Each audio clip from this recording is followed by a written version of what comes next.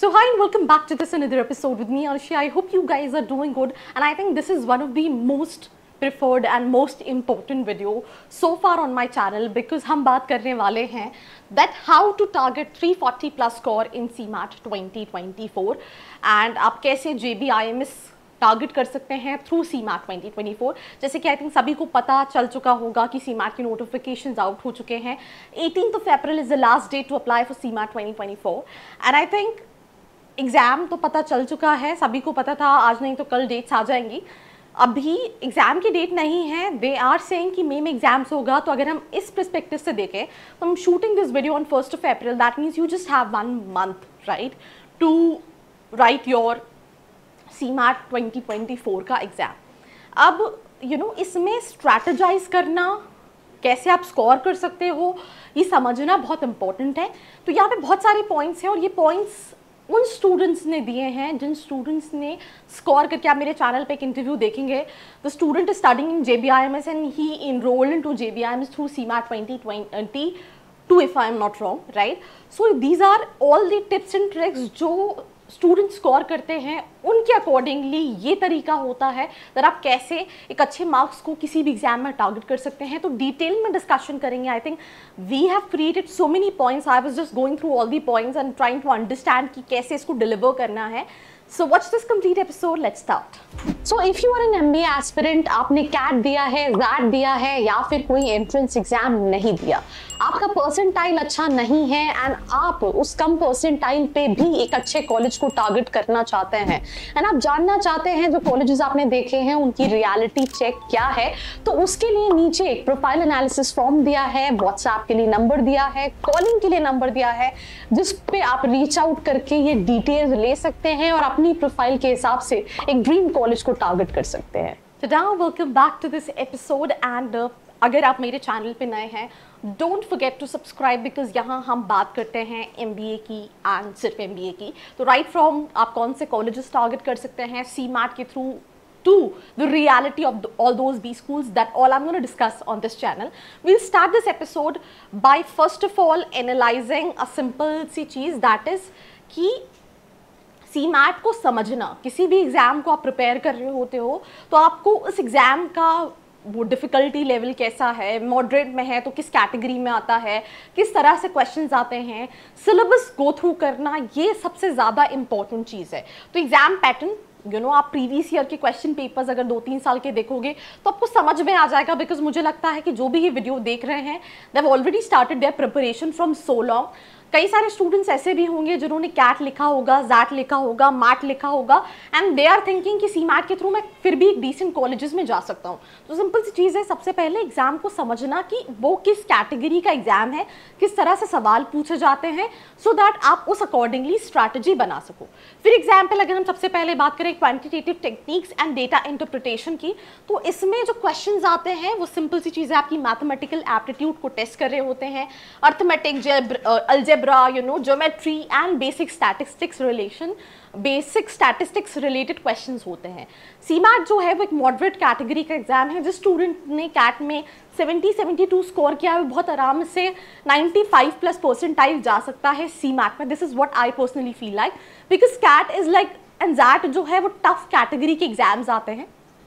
CMAT जो है वो मॉडरेट कैटेगरी में आता है।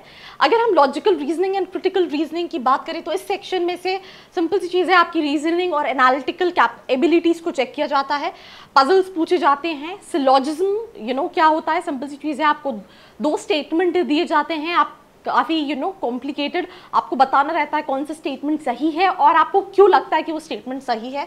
उसके अलावा डेटा एनालिसिस प्रॉब्लम, डेटा के अकॉर्डिंगली प्रॉब्लम्स दी जाती है जिसको आपको एनालिसिस करके सॉल्यूशन देना रहता है। तो दैट्स बेसिकली द 2 सेक्शंस। इसके अलावा verbal ability and reading comprehension की बात करें तो आपकी वोकैबुलरी पे स्ट्रेंथ, ग्रामर पे स्ट्रेंथ बहुत होनी चाहिए, grammatical accuracy, reading comprehension, vocabulary, ये सारी चीज़ों के बेसिस पे जज किया जाता है। Geometric, general knowledge and awareness, इस सेक्शन में current affairs, business, economics, science and social issues से रिलेटेड सवाल पूछे जाते हैं। एंड जो मार्किंग स्कीम होती है, हर सेक्शन में 25 क्वेश्चंस होते हैं with question carrying 1 marks. There is negative marking, so आपको जवाब देते time you have to be curious. जो चीज़ आपको लग रही है, एक और मेजर प्रॉब्लम क्या होती है कि स्टूडेंट ने क्वेश्चंस गो थ्रू किए, अब उसको जो लग रहा है कि जो क्वेश्चन है जिसमें टाइम कम लगेगा उस पर आपको पहले ध्यान देना है उन क्वेश्चन, क्योंकि हर question same similar marks carry कर रहा है।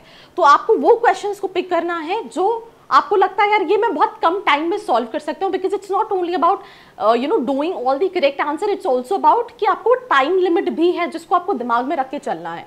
देन जिस क्वेश्चन को आपको लग रहा है कि ये मुझे बन तो जाएंगे but it's a time taking process, उनको लास्ट में अटेम्प्ट करना है। So that's the basic thing. Now resources and हम स्टडी प्लान की बात करें तो ऑफिशियल सीमैट का सिलेबस आप डाउनलोड कर सकते हैं, जो उनकी ऑफिशियल एनटीए की वेबसाइट है वहाँ से, तो आपको समझ में आ जाएगा सिलेबस में क्या क्या चीज़ें हैं। रिकमेंडेशन अगर हम बुक्स की बात करें तो फॉर एग्जांपल आप जैसे कि अरुण शर्मा क्वांटिटेटिव एप्टीट्यूड, ये बुक प्रेफर कर सकते हैं। RS अग्रवाल की वर्बल रीजनिंग एंड पियर्सन्स की लॉजिकल रीजनिंग, ये कुछ बुक्स को प्रेफर कर सकते हैं। ऑनलाइन रिसोर्सेज बहुत सारे ऐसे चैनल्स हैं, जैसे कि फॉर एग्जांपल मुझे नाम एग्जैक्टली नहीं याद आ रहा है, जिस स्टूडेंट का मैंने लास्ट ईयर इंटरव्यू लिया था, that student provide this online free classes on YouTube. Yes, so आप ऐसे बहुत सारे चैनल्स को प्रेफर कर सकते हैं। मैं क्या करूँगी, मैं नीचे डिस्क्रिप्शन में डाल दूँगी उस चैनल का लिंक, तो आप उसको भी गो थ्रू कर सकते हैं।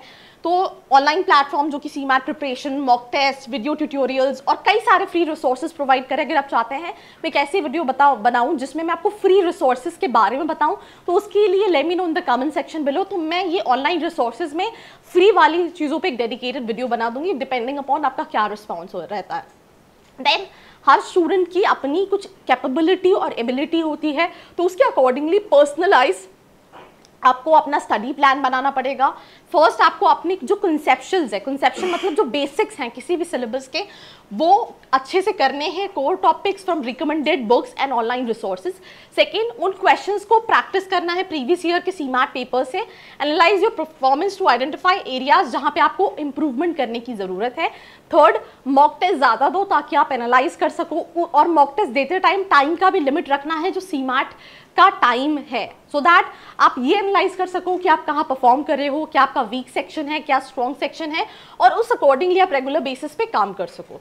इसके अलावा अगर हम बात करें, कॉन्सेप्ट इज द किंग, ये हर जगह का है। आप कोई भी कॉम्पिटिटिव एंट्रेंस एग्जाम उठा के देख लो, whether it's NEET, whether it's engineering का JEE Mains, whether it's CAT examination, जिसके बेसिक्स क्लियर हैं, अगर आपका ग्राउंड लेवल बेस जो है वो स्ट्रॉन्ग है तो आप उसके ऊपर इमारत बहुत अच्छी बना सकते हो। अगर आपका बेस ही उतना स्ट्रॉन्ग नहीं है तो आप इमारत तो बना लोगे बट वो एक टाइम के बाद रह जाएगी। तो सिंपल चीज़ है, कॉन्सेप्ट्स को मेमोराइज करो, फॉर्मूलाज पता होने चाहिए, अपने शॉर्ट नोट्स बना के रखो जो कि आपको हेल्प करेगा लास्ट टाइम पर रिवाइज करने के लिए, राइट।